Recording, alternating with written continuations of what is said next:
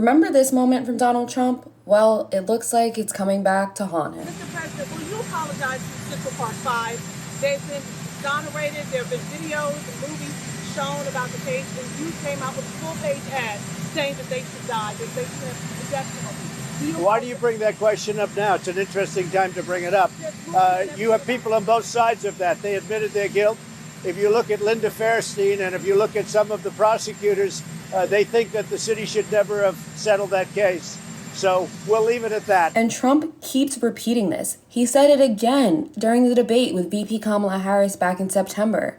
But now it looks like it's going to cost him some serious money. If you remember, the Central Park Five, now known as the Exonerated Five, were just teenagers when they were convicted of a crime that they did not commit.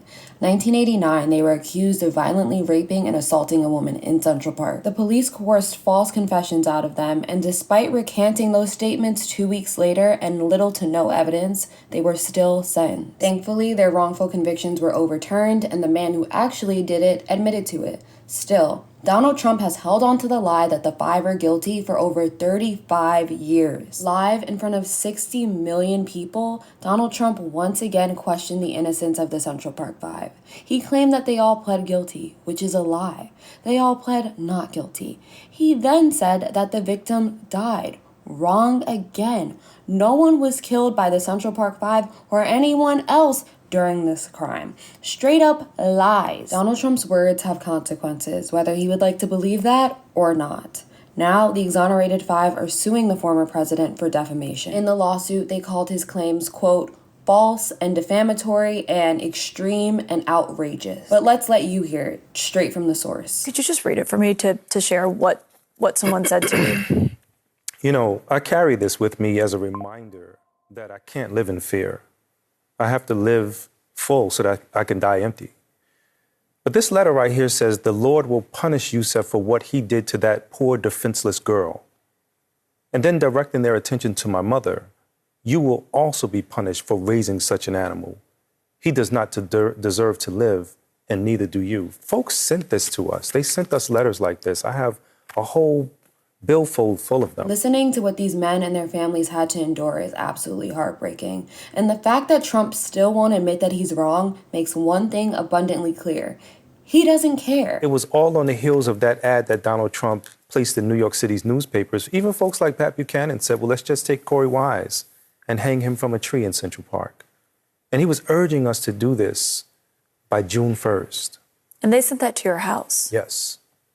I mean, it makes your stomach turn to think of you as a 16-year-old knowing you didn't do this, reading that, and for your mom to have to read that.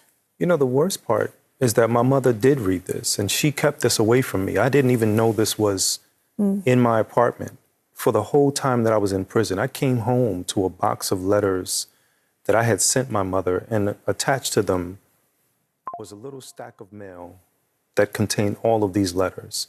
And as I read them, the first thing I thought was how strong my mother could have been to still continue forward, unafraid, unapologetic, standing up for herself, standing up for me, standing up for my brother and my sister. And she's always been like that. Should it really come as any surprise that Trump would double down on this disgusting lie? I mean, he's been telling us how he feels about black people for years. A well-educated black has a tremendous advantage over a well-educated white in terms of the job market.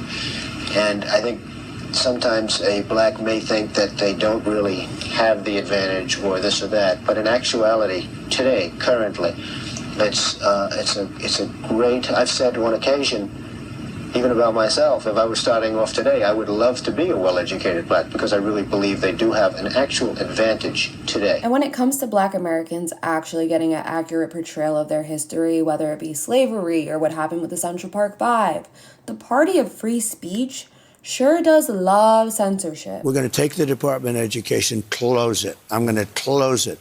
We'll have one person, could be you if you decide to retire. Okay, Mr. President, here's what bothers me. Central casting. Here's what bothers me about that. So let's say you have a liberal city, let's Los Angeles, San Diego, and they just decide we're going to get rid of that history. We got new history. This is America built off the backs of slaves on stolen land. Then And that curriculum comes in. Then we don't send them money. Erasing history isn't new to conservatives, and Trump is no exception. But here's Tyler Perry with a powerful take. I watched him from the Central Park 5 to Project 2025. And what I realize is that in this Donald Trump America, there is no dream that looks like me. We want a president who believes that this American dream is for everyone. And that president is Kamala Harris. This case just adds to the growing list of legal challenges for Donald Trump. He already lost one defamation case against E. Jean Carroll and now has to pay her $83.3 million. As a lawyer myself, I'd say that the exonerated five have a pretty good case. The Trump campaign has responded to the lawsuit by saying, and I quote, "This is just another frivolous election interference lawsuit filed by desperate left-wing activists." The attorney for the exonerated five says that they want a trial, and whether Donald Trump is reelected president or not, they will seek justice.